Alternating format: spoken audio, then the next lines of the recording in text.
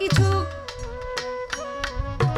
কর্ম আছে, হাদিসের মধ্যে আছে বাজান, গুরুর সাথে দেখা সাক্ষাৎ হইলে তাকে ভক্তি দিয়ে কিছু নজরানা দেওয়া। তাই আমি পালা শুরু করার আগে আমার দয়ালকে ভক্তি দিয়ে একটি মালা দিয়ে আমি তার কাছে আশীর্বাদ চেয়ে নেব। ধন্যবাদ।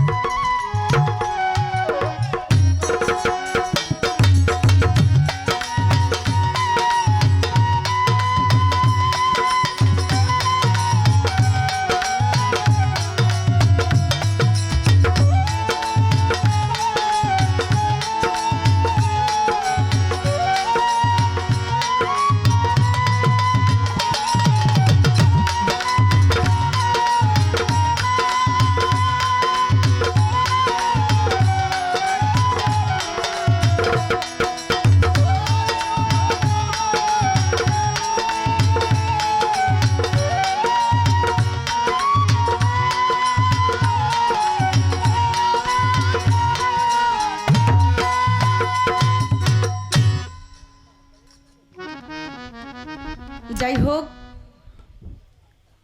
আমার জীবনের প্রথম পালা। আমরা যে কোনো কাজ শুরু করি প্রথমে বিসমিল্লাহ বলি, তো আমার জীবনটা বিসমিল্লাহ দিয়েই শুরু হোক নাকি? আমি প্রথমে একটি প্রশ্নমূলক গান রাখবো। আমি বারবার কথা বলবো না, আমি গানের মধ্যেই প্রশ্ন রেখে যাব। দয়া করে আমার বাজান আপনাদের মাঝে মীমাংসা করে দিবেন, খুব সুন্দর করে মীমাংসাটা করে দিবেন। ধন্যবাদ। বিসমিল্লাহর বীজ 10 খণ্ড হলো, বলো গুরু আমায় বলো।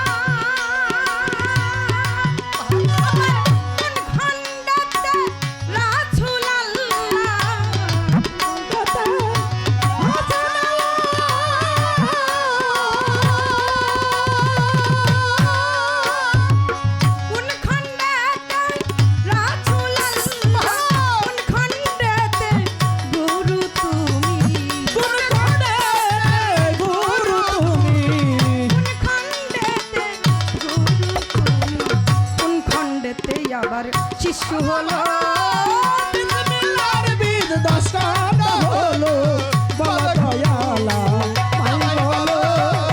বিসমিল্লাহর বীজ 10 খণ্ড হলো, বলো গরুয়া মাই বলো।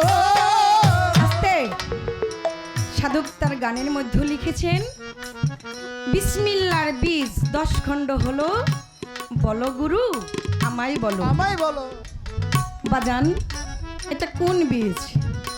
সরিষা বীজ না কুমড় বীজ না ধানের বীজ না কোনো ফলের বীজ?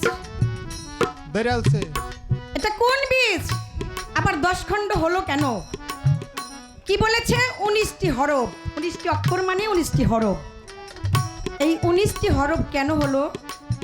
20 থেকে 1 কেন কমে গেল? আমার দয়ালের কাছে জানার একটাই বিষয়, এই একটা কোথায় লুকিয়ে আছে, কার কাছে আছে, কেন বেজোড়া হয়ে আছে, জোর হলো না কেন? বিসমিল্লাহর বীজ দশখান হলো, বলো দয়ালা মাই বলো। বিসমিল্লাহর বীজ দশখান হলো, বলো দয়ালা মাই বলো। কোন খণ্ডেতে আদম হাওয়া, কোন খণ্ডেতে আসা যাওয়া, কোন খণ্ডেতে আদম হাওয়া,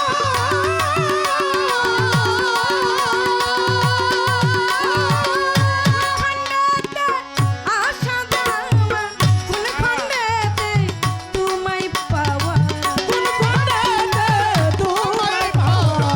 কোন খণ্ডেতে তোমায় পাওয়া, কোন খণ্ডেতে আবার ফুটাইলো ফুল। বিসমিল্লাহর বীজ দশখান হলো, বলো দয়ালা মাই বলো। বিসমিল্লাহর বীজ দশখান হলো, বলো গুরুয়া মাই বলো।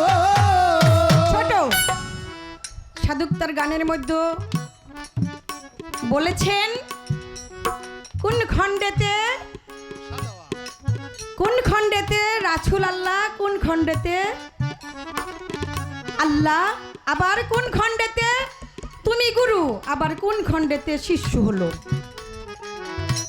3টি খণ্ডতে পরপর ভাগ করে আল্লাহকে রেখেছেন এক খণ্ডে, রাসূলকে রেখেছেন এক খণ্ডে, আবার আপনি গুরু আপনাকেও রেখেছে আরেক খণ্ডে, এবং আমি অদম শিষ্য আমাকেও রেখেছেন আরেকটি খণ্ডে।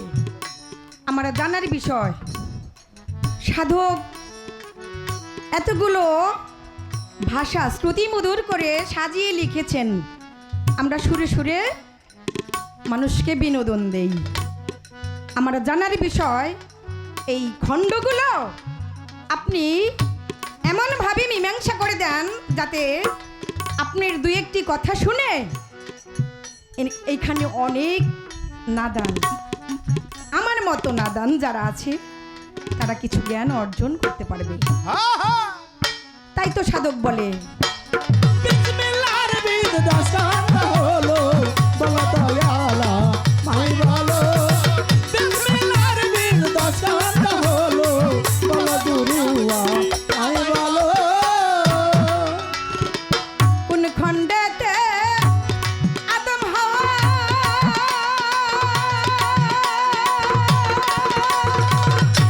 কোন খণ্ডেতে আসা যাওয়া, কোন খণ্ডেতে আদম হাওয়া,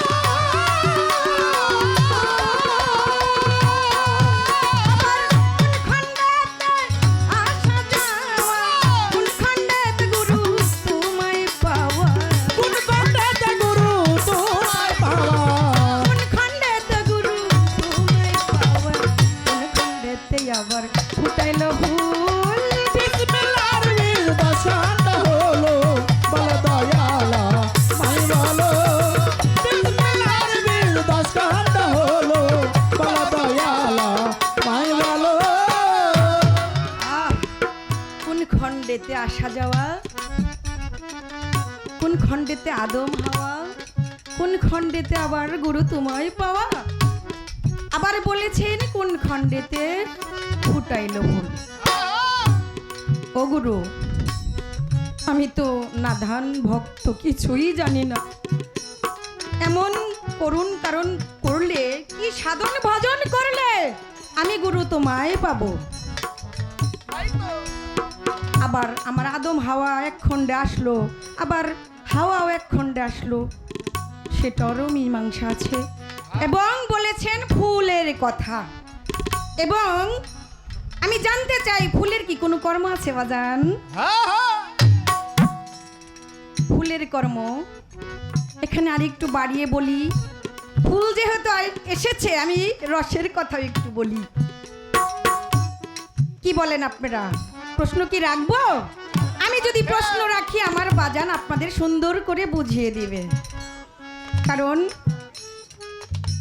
প্রশ্ন যদি না রাখি সে কথা বলার জায়গা থাকবে না। তাই বাজানকে আরেকটু জিজ্ঞেস করি, রসের কর্ম কি এবং রতির কর্ম কি? আমি তো একটু হলেও জানি, রতিতেই ক্ষয় রতিতেই জয়, বলি যেখানেই জয় সেখানেই আবার হ্যাঁ। ক্ষয়। এই ক্ষয় কেন হয়? এই ক্ষয় যাতে না হয় আমার দেহের মধ্যে, ভালো ভালো সেই মীমাংসাটা যেন আমার বাজান আপনাদের মাঝে বলে দেয়। তাই তো সাধক বলল, আরে বিসমিল্লাহর বীর দশান হলো বলো দয়ালা মাই বলো বিসমিল্লাহর বীর দশান হলো বলো দয়ালা মাই বলো। যাই হোক, গানের মধ্যে আমি প্রশ্ন রেখে গেলাম সবার মাঝে। এবার আমার মন থেকে ছোট্ট একটি প্রশ্ন, মৌখিকভাবে, এটা আমি নিজে নিজে তৈরি করেছি আরে বসে বসে। পরাণ ধরে নাই কারণ আজকে তো বাপ বেটির যুদ্ধ। বলি হারি কথা আমার বাবার কাছে একটি কথা রাখতে চাই। ও বাজান, আমার দেহের মধ্যে 5টি আত্মা আছে। প্রথমে আমি বলতে চাই আত্মার মাগফিরাত কি এবং 5টা আত্মার নাম কি। আমার মনে হয় 5টা আত্মার ব্যবহারও আছে, কারণ নাম আছে, নামের পিছনে অবশ্যই তার ব্যবহার আছে, না থাকলে তার 5টি নাম এবং মাগফিরাত কি, ব্যবহার কি, এগুলো এই হলো আমার মৌখিক প্রশ্ন। আমি হয়তো এই স্টেজে দাঁড়িয়ে বুঝতে পারি নাই যে জালাল চান,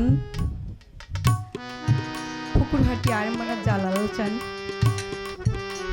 যার মাধ্যমে বিভিন্ন দরবারে তার নামের উপরে ওরস হয়।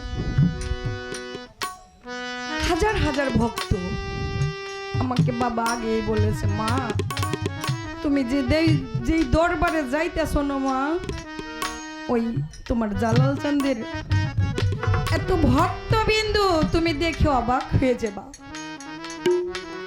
আসলেই আমি যখন আসছি আমি আস্তে আস্তে দেখতে পাইলাম যে মাঠটা শূন্য। আমি কিন্তু ঘরে ছিলাম, আমার বাজানো ঘরে ছিল। এই যে নাচির ফকির চান, তার সাথে একটা দরবারে আমার দেখা হয়। আসলে মানুষের মুখ দেখে বোঝা যায় না যে কার ভিতরে কি আছে। আমার বাজান আজকে এখানে গদিতে বসে আছে। ওই দিন আমার বাজান আমার গানের সাথে দুতারা বাজিয়েছে, অনেক সুন্দর করে ভাব বিনিময় করেছে তিনি। আমার নাচির চান বাজান দেখে আমার খুব ভালো লাগে। যে দরবারে হাজির হয়েছি, পীরজাদা বসে আছেন, তার সাথেও আমার সঙ্গ হয়েছে।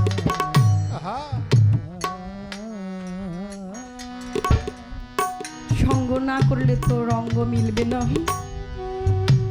তাই জালাল চাঁদের দরবারে আমি হাজির হয়েছি। আমি তার চরণ ধুলি গায়ে মাখতে চাই। অলির কখনো মরণ হয় না। গিয়ে বসে থাকতেন আর বাচ্চাদেরকে ডেকে ডেকে ওই ওরা বাদাম খাইতো, চানাচুর খাইতো, ওগুলো চেয়ে চেয়ে খাইতো। ওই স্কুলের হেডমাস্টার একদিন ফলো করে বলে, তুমি প্রতিদিনই আমার স্কুলের দরজায় এসে বসে আমার বাচ্চাদেরকে ডিস্টার্ব করো, চলে যাও। বেতের আঘাত করতে করতে তাকে মাটির সাথে মিশিয়ে দেয়, তবু সে ওই জায়গা থেকে যায় না। সহ্য করতে না পেরে বেতটা টেনে ধরে বলল, যা, আজকে থেকে তোর চাকরি চলে যাবে, আজকে থেকে তোর চাকরি চলে যাবে বলে চলে গিয়েছে। সত্যি সত্যি 1 মাসের মধ্যেই তার চাকরি চলে গেছে। হ্যাঁ শোনাও সে মনে মনে চিন্তা করে আমি যে ওই পাগলের গায়ে বেতের আঘাত করেছিলাম, সে যে আমাকে বর্গ দিয়েছে।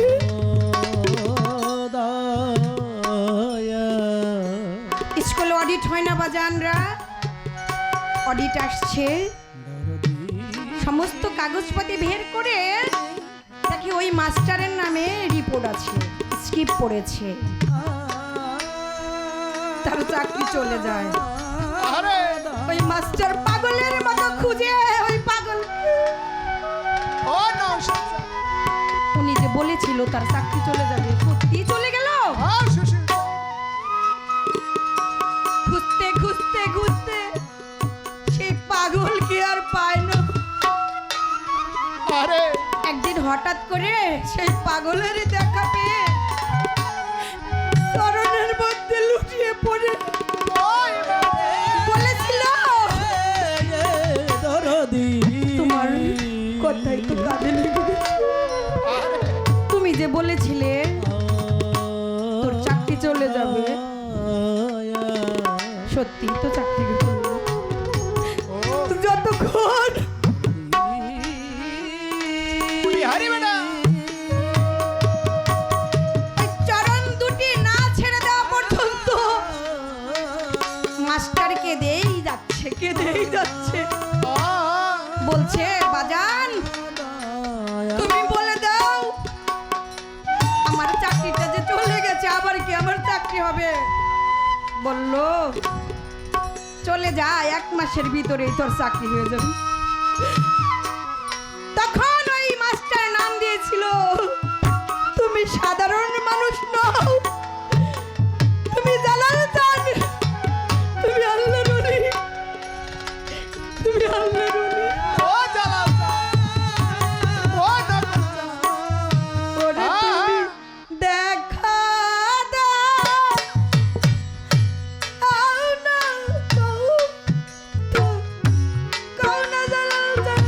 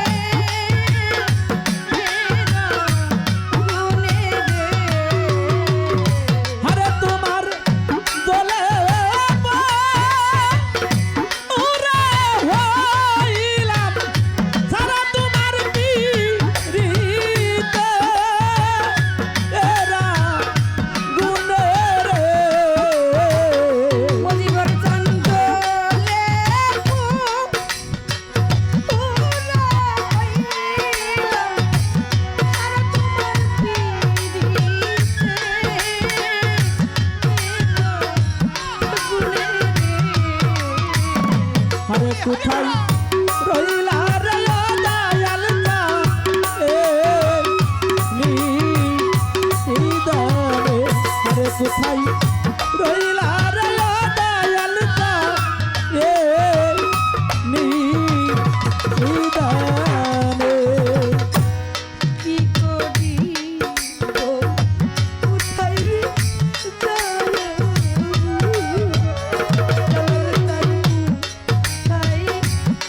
যায়া তো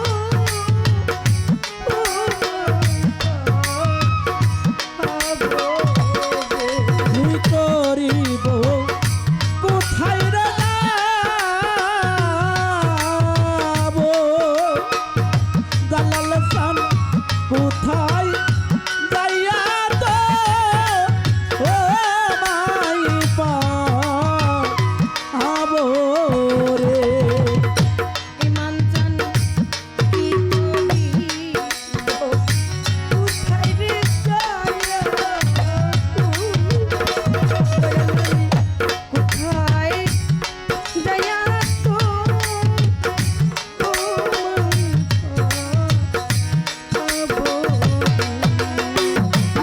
ওরে তোমার আবু লইয়া আয় হাজির জান পড়িলে এ তো আনে রে আরে তোমার আবুলা যারা লইয়া তাই হাজির তান পাইলে এতু পালে রে মালা লইয়া আয় হাজির জান পড়িলে এ তো আনে রে আরে কোথায় রইলা রে ও দয়াল জান নিদানে আরে কোথায় রইলা রে ও দয়াল জান নিদানে যেদিন গো ভালো লাল জান হলো সমান আমার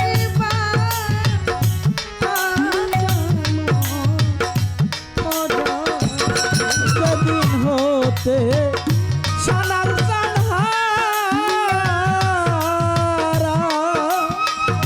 দয়াল আমার সমান আমার বাম মরা রে আবুল জান যেদিন হইবে তোমায় রে পায়া সমান আমার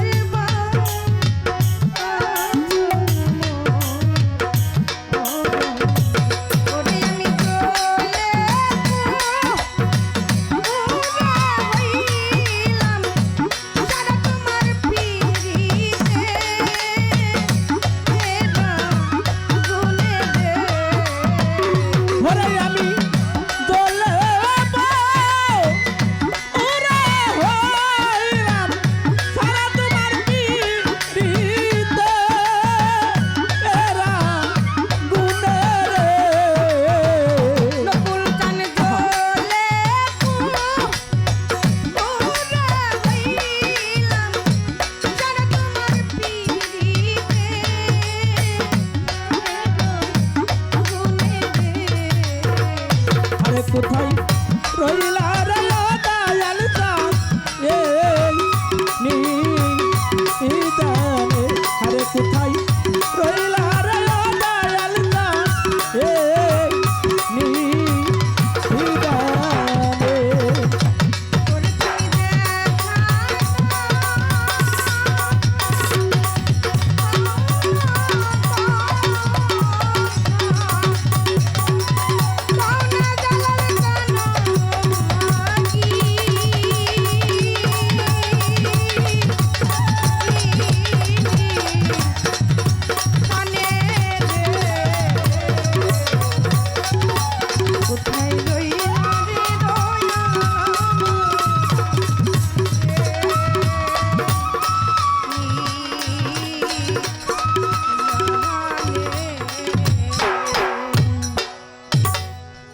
জয়